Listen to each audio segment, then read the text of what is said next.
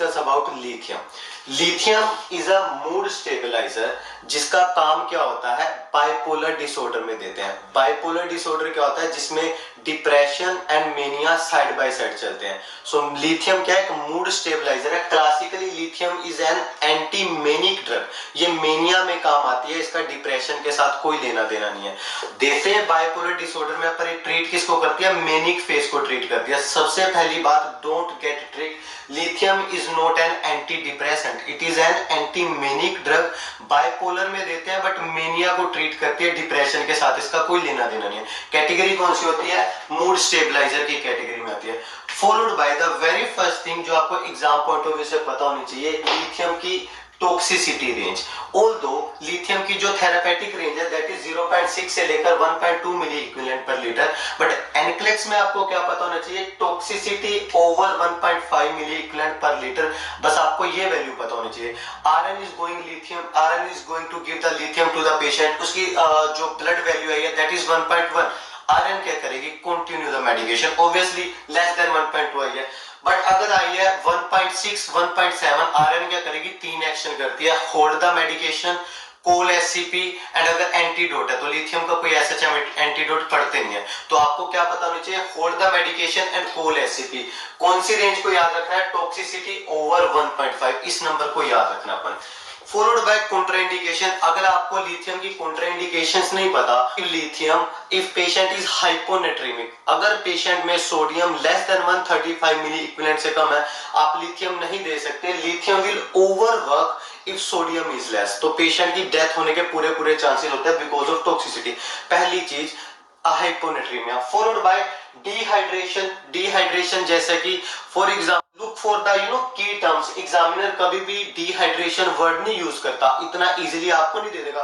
Patient is taking lithium, उसको dehydration हो गया, इतनी इजीली एग्जामिनर आपको हिंट नहीं देगा। एग्जामिनर क्या यूज करता है, पेशेंट इज टेकिंग लिथियम, उसको स्टमक फ्लू हो रहा है, स्टमक फ्लू थिंक अबाउट उसको क्या होगा, या तो नोजिया होगा, वोमिटिंग होगा, डायरिया होगा। सो मेक श्योर करना इस तरह के साइन एंड सिम्टम जिसमें डिहाइड्रेशन की बात हो रही है, आप क्या करोगे, hold the medication call SCP, you can not give. So दो कंडीशन याद रखना। इवन हाइपोनेट्रीमिया में भी think about all those condition, वो आपको डायरेक्टली हाइपोनेट्रीमिया नहीं देगा। Think about all those condition जिसमें सोडियम कम होता है या फिर dilutional hyponatremia. Third contraindication is pregnancy and breast feeding. You can not give lithium if mother is pregnant, if mother is lactating, she is breast feeding, तो आप नहीं दे सकते। Last thing, kidney failure, specially सबसे पहले जिन लोगों का नहीं दे सकते। Last thing, kidney failure, specially सबसे पहले जिन लोगों का क्रेटिनिन लेवल ओवर 1.3 है, you can not administer lithium. क्यों, because lithium is so toxic, अगर वो उसकी किडनी हेल्दी नहीं है तो वो बाहर नहीं जा पाएगी, इसकी वजह से पेशेंट को टॉक्सिसिटी होने के चांसेस होते हैं। सो की टर्म क्या, हमें कैसे पता चलेगा पेशेंट की किडनी हेल्दी है अनहेल्दी है, creatinine over 1.3, first thing. Second thing, it is always given with the question in older patient. क्यों, क्योंकि हमें पता होता है जितना ज्यादा ओल्ड पेशेंट होगा उसकी क्रेटिनिन वैल्यू उतनी ही बड़ी होगी। सो हम ओल्डर पेशेंट में सबसे पहले किडनी वैल्यू चेक करते हैं, तब आप लिथियम एडमिनिस्टर करते हैं, अदरवाइज वी कैन नॉट, क्योंकि हमें डर होता है कि इनका क्रेटिनिन लेवल बड़ा ही होगा। Followed by medications, very important to know, there are certain 5 or 6, there are so many medication, but आपको at least 5-6 medication तो पता होनी चाहिए जिनके साथ लिथियम नहीं देते, जो एग्जाम में सबसे ज्यादा टेस्टेड है। But talking about first 2 medication, ये डेडली टेस्टेड है, आपको 100% एग्जाम में आ सकते हैं। कौन कौन सी, lithium can not administer with diuretics.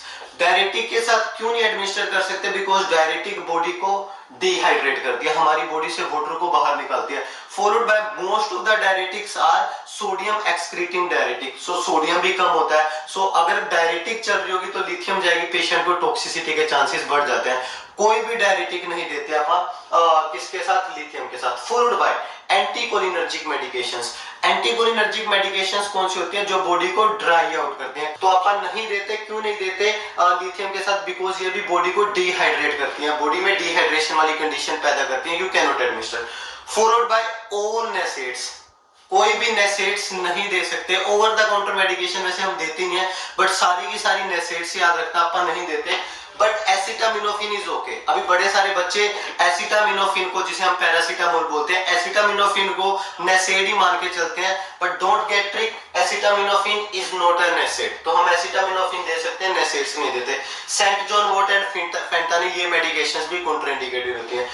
अब वर्थ रिपीटिंग टॉपिक कॉन्ट्राइंडिकेशंस, क्योंकि मोस्ट ऑफ द क्वेश्चंस आपको कॉन्ट्राइंडिकेशंस के ऊपर ही आएंगे। एक चीज फॉलोड बाय इसके side effect, expected side effect और अनएक्सपेक्टेड साइड इफेक्ट्स क्या होते हैं। Talking about expected side effect, आपको 2 पीस पता होने चाहिए, पेन एंड पैरेस्थीसिया 100% नॉर्मल होते हैं, नो नीड टू रिपोर्ट। आप एग्जामिनर आप पेशेंट को बोलते हैं you know these are expected signs, so there is no need to worry.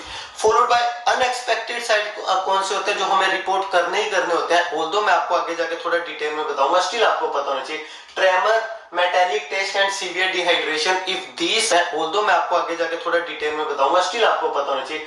Tremor, metallic taste and severe dehydration, if these signs are present you have to immediately report, और ये बड़े ज्यादा tested है।